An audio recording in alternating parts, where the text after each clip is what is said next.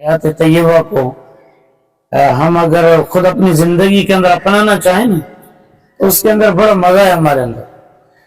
यानी नबी पाक सल्लल्लाहु अलैहि वसल्लम की जिंदगी सबसे अहम बात यह है कि हुजूर की जिंदगी में कोई तकल्लुफ नहीं था। तकल्लुफ का मतलब है कि आप सल्लल्लाहु अलैहि वसल्लम से मिलने के लिए भी लोगों को बड़ी दरख्वास्तें देनी पड़ती, आप सल्लल्लाहु अलैहि वसल्लम से ताल्लुक के लिए भी लोगों को बड़े वास्ते ढूंढने पड़ते। नहीं, नबी पाक सल्लल्लाहु अलैहि वसल्लम जो थे वो अपनी तबीयत में बड़े सादा, यानी अमीर भी मिल सकते थे, गरीब भी, नौजवान भी, बुजुर्ग भी, बच्चे भी।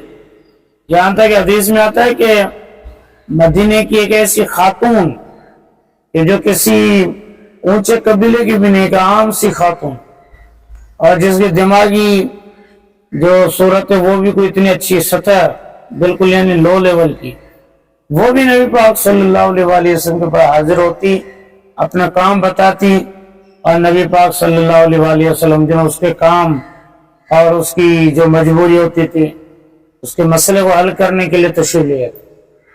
तो आप सल्लल्लाहु अलैहि वसल्लम की जिंदगी तकल्लुफ नहीं थी। और आजकल क्या हो गया, तकल्लुफ बहुत हो गया। उसके बड़े खराब नतीजे निकले कि लोग अहले इल्म तक पहुंच ही नहीं पाते। इसलिए आप भी अपनी शख्सियत में चीज पैदा करें कि आप अपने आप को तकल्लुफ से आजाद करें। हर एक से मिलना, हर एक आपसे मिल सके, हर एक आपसे हर बात पूछ सके, आप लोगों के सामने खुली हुई किताब बन जाएं। तो ये है हमारे प्यारे नबी पाक सल्लल्लाहु अलैहि वसल्लम की जिंदगी। आज मैं उसमें से फकत दो बातें आपसे जरूर समझ रहा था। आपने एक नाम सुना होगा बड़े पहलवान का जो मक्के के अंदर था, रुकाना के नाम से। किसी ने सुना है आप में से नाम? उसका क्या मामला था? इमदाद है जहन में? कुश्ती लड़ रहा था। और देखे ना, रुकाना जो है ना, उसने सुन लिया था कि नबी पाक सल्लल्लाहु अलैहि वसल्लम नबी हैं, लेकिन उसने कहा मैं ईमान नहीं लूंगा, मैं ईमान तब लूंगा जो आपके साथ मेरी कुश्ती हो और उसमें आप मुझे पिछाड़ दें, वरना मुझे कोई भी कुश्ती में पटकता नहीं है। तो नबी पाक सल्लल्लाहु अलैहि वसल्लम ने उसके साथ कुश्ती लड़ी और उसको 3 दफा यानी जमीन पे पिछाड़ा। ये क्या था? आज हम समझते हैं कि यार कुश्ती कैसे लड़ें और दौड़ कैसे लगाएं, अपनी जिस्मानी तरबियत कैसे करें, जबकि ये सारी चीजें हमारे नबी पाक सल्लल्लाहु अलैहि वसल्लम की हयात तय्यबा में से। इसलिए सुबह के वक्त में एक पार्क में जमीयतुल बारबिया के मुंतज़मीन आपको लेकर आ गए। तो ये इसलिए लेकर आ गए कि हम अपने प्यारे नबी सल्लल्लाहु अलैहि वसल्लम की जिंदगी से एक अच्छा सबक हासिल करें। एक दूसरी बात आपने देखी होगी कि एक मर्तबा हमारे प्यारे नबी सल्लल्लाहु अलैहि वसल्लम अपने सहाबा के साथ सफर कर रहे थे, तो जंगल था। बहरहाल बीच में फैसला हुआ कि अब यहाँ पर जरा ठहर जाते हैं और खाना पकाते हैं। पहले सफर इसी तरह होते थे, रुकते थे लोग, खाना पकाते थे और खाना पकाते हैं, पड़ाव डालते हैं। जब ये लोग रुक गए तो एक बकरी जो है ना वो ज़बह करने का फैसला हुआ। कुछ लोगों ने कहा कि हम बकरी ज़बह करते, कुछ ने कहा चलो हम गोश्त बना लेंगे, कुछ ने कहा हम पकाएंगे। हमारे प्यारे नबी ने क्या फरमाया? नबी पाक सल्लल्लाहु अलैहि वसल्लम ने फरमाया कि तुम रुको, मैं जाता हूं लकड़ियां चुन के आता हूं। तो सब ने कहा कि नहीं या रसूल अल्लाह हम करेंगे। आपने फरमाया कि नहीं, मुझे भी अजर से मारूंगी।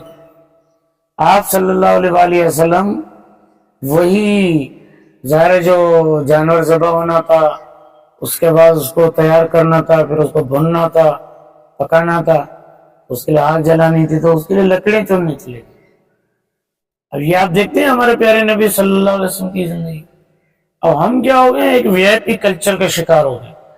ये काम उस्ताद को नहीं करना, ये बाप को नहीं करना, ये बड़े भाई को नहीं करना, ये तो करना ही छोटों को है, ये तो करना ही कारकुनों को है।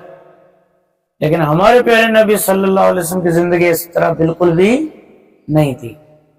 एक तीसरी मैं आपको बात बताता हूँ, वो ये कि हज का मौका था। और ज़ाहिर आपको पता है कि जब हज का मौका होता है तो बड़ी तादाद में लोग आते हैं। اب حج کے موقع پر یہ مشکاہ شریف کے اندر حدیث ہے کتاب الحج میں کہ نبی پاک صلی اللہ علیہ وآلہ وسلم جو ہے وہ جا رہے ہیں اور آپ صلی اللہ علیہ وآلہ وسلم کچھ لوگوں کو دیکھتے ہیں تو آپ ان سے پوچھتے ہیں کہ کون لوگ ہو؟ تو وہ لوگ جواب دیتے ہیں کہ مسلمان قوم ہے۔ تو پھر وہ لوگ پوچھتے ہیں کہ آپ کون ہیں؟ اب اس کا مطلب ہے کہ ہمارے پیارے نبی علیہ الصلوۃ والسلام سے کوئی بڑا پروٹوکول ساتھ نہیں تھا، ورنہ تو ان کو ویسے ہی پتہ چل جاتا ہے کہ اللہ کے نبی ہے۔ یہ بھی ممکن ہے کہ آپ تنہا ہوں۔ تو انہوں نے پوچھا کہ آپ کون ہیں؟ تو نبی پاک صلی اللہ علیہ وسلم نے فرمایا کہ میں اللہ کا نبی ہوں، محمد رسول اللہ ہوں۔